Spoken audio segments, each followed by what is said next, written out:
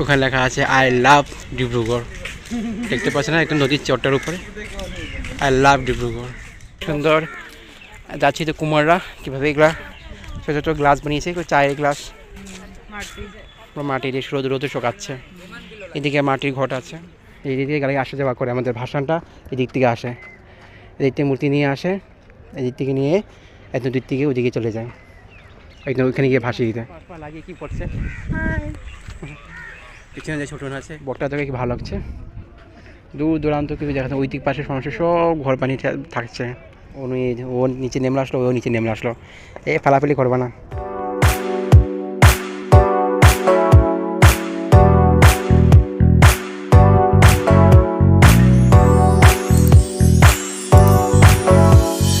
Guys আমি এখন একটু বেরিয়ে পড়ছি, পিসিদের বাড়িতে যাই। ছোটো চলে যাবে, মানে জামাই বোনটা চলে যাবে, তো একটু যাই দেখা করে আসে। আর দিদিদের আজকে অ্যানিভার্সারি, দিদি আর জামাইদার আজকে 15 বছর কমপ্লিট করলো, তো সেটাই শুভেচ্ছা। আজকে পার্টি হবে, তো সেজন্য যে আমরা থাকবো বলছিলাম, গতকালে থাকতে বলছিলাম, থাকলো না। তো যখন আজকেও থাকতে বলছিলাম, থাকবে না। বাড়িতে ফোন করছে, যেহেতু কিছু পার্টি সে দেখবে অকেশন করবে বা ছোটো মোটো করে ঘরোয়া, তো ওই জন্য ওকে যেতে লাগবে। তো আমি এখন যাই একটু দিয়ে আসি, দিদিকে কিছু দিতে লাগবে গিফট, তো সেই গিফটটা গতকালে দিতে ভুলে গেলাম, এখন একটু দিয়ে আসি। তো ওই চলে আসলাম পিসিদের বাড়িতে। উপরে পোস্টার লাগানো আছে সঙ্গীতাস কালেকশন, হে হাউস অফ ফ্যাশন, এসে ব্যবসা করো, তো তার একটা পোস্টার লাগিয়েছে।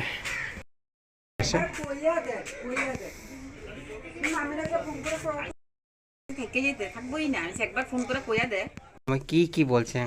হাজার হইলো বন্যের ননদ, হ্যাঁ হাজার হইলো বন্যের ননদ। ইয়েস, আইলে বল আজকে কি কি বানাইছে, লুচি আর কি কি বানাইতেছে। ওখানে রেডি হয়ে গেলো যাওয়ার জন্য, ব্যাগ প্যাক করে নিল।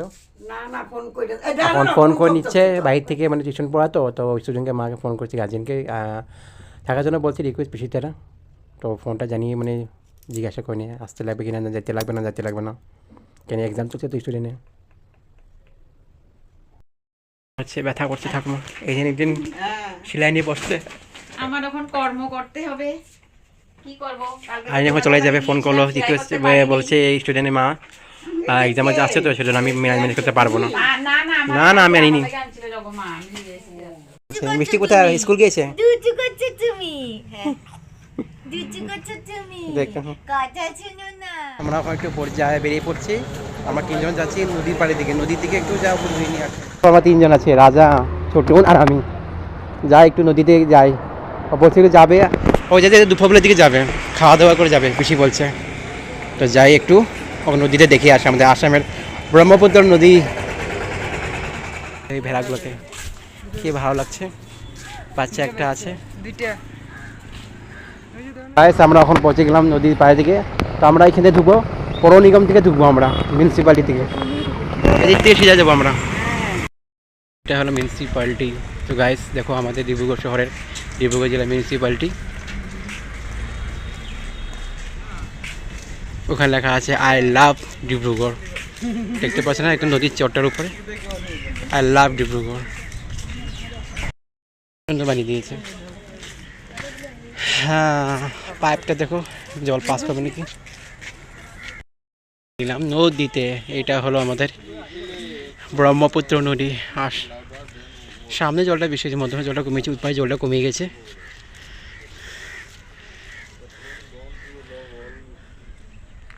আমরা নদী পাড়ে এখন, তো একটু যা আমরা একটু আগ বেরিয়ে যাই। এদিকে রাজা আছে, হাই বলো, হ্যালো বলো। দেখো চশমা লাগিয়ে কি করছে। পিছনে যে ছোটন আছে মোবাইলে ব্যস্ত। সুন্দর যাচ্ছি তো কুমাররা কীভাবে এগুলা ছোটো ছোটো গ্লাস বানিয়েছে, চায়ের গ্লাস মাটির রোদে শোকাচ্ছে। এদিকে মাটির ঘট আছে, ওই যে দেখো কুমারদের ঘর, কি সুন্দর করে বানিয়েছে। মাটিগুলো এখানে রেখেছে ওরা, কি সুন্দরভাবে সাজিয়েছে। এইদিকে নিচে তো ওইদিকে আছে পুরা মাটি উঠি, পুরা মাটির সরা ওরা সব বানিয়ে নিয়ে রাখছে। ওদের ব্যবসা এটাই। কি করবো মাটি গাছ নিয়ে, মাটি ওইদিকে আছে, তো কি সুন্দর লাগছে না, যেগুলো শুকিয়ে গেছে।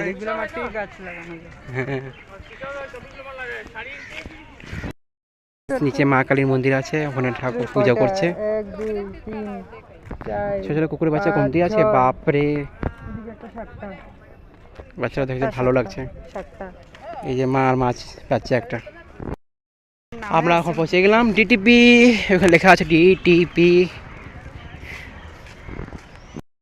উল্টা করে লেখা আছে ডিটিপি, মানে উসেটি দেখলে ডিটিপি ডিওয়াই কে ই।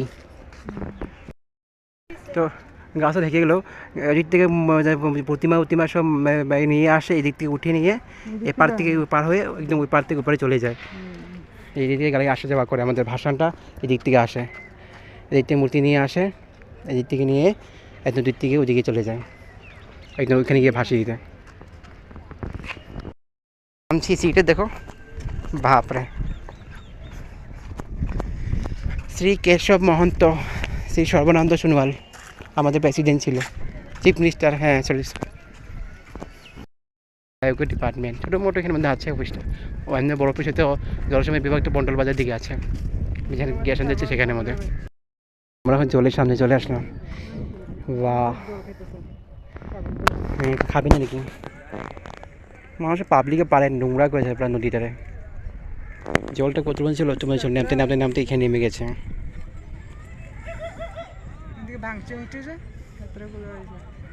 ওইটাই মানুষের করে আর পাবলিক আর।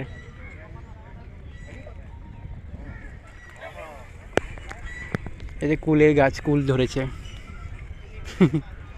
এটা কুলের গাছ, এটা কি গাছ জানি না, কিন্তু পাতা নেই, মানে এখন পাতা বাড়াচ্ছে। ঠিক আছে, ওই ছোটো পাতা বাড়াচ্ছে আগে। হ্যাঁ পাতা বাড়ে, দেখো না। আকাশ কিন্তু এখন জলটা বহুত পরিষ্কার আগের থেকে, বটটা থেকে কি ভালো লাগছে। দূর দূরান্ত কিছু দেখা যায়, ওই দিক পাশে সমস্যা সব ঘর পানি থাকছে।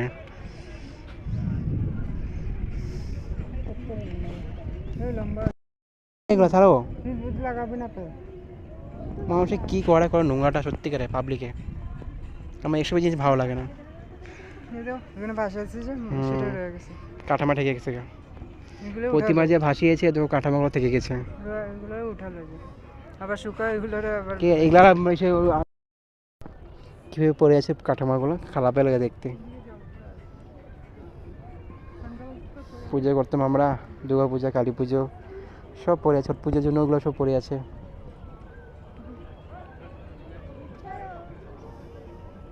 জলের সামনে দাঁড়িয়েছি, ও নিচে নেমে আসলো, ও নিচে নেমে আসলো।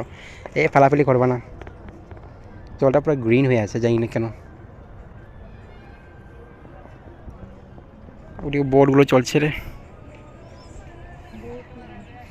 এখানে মানুষ আছে পুরা থাকা থেকে করছে, পুরো গানও বাজছে।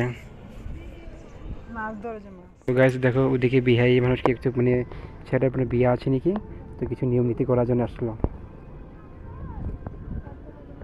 ফ্যামিলি মানুষ। ওটা জানি না তো কী কী রিচুয়াল, ওটাই করছে ওরা। চলো ওখানে উপর দিকে যাই। কত জল থাকতো, জলের কথা নেমে গেলাম, এখানে মধ্যে আমরা থাকতাম, দাঁড়িয়ে থাকতাম। আমার মনে হচ্ছে জলটা থাকবে না, আবার এখানে চলে আসলাম ওখান থেকে। আমরা এখানে একটু বিশ্রাম করে নিই, আমরা সারাদিন বললে বসলে ভালো লাগবে। রোদে ছিলাম যে অনেকক্ষণ, পুরো ঘেমে গেছি আমি। বাতাসটা আছে হালকা হালকা, রোদও আছে। এই ঝাউ গাছগুলো ভালো লাগে আমার। ঝাউ গাছ আগে নিতাম খুব, সরস্বতী পূজাতে খুব নিতাম আমরা ঝাউ গাছগুলো। হ্যাঁ কেউ বিদ্যাপতি বলতো, হ্যাঁ বলতো কেউ কেউ বিদ্যাপতি। এখানে বসে আছি, একটু বসে নিই, তারপর দিকে বাইরে যাবো।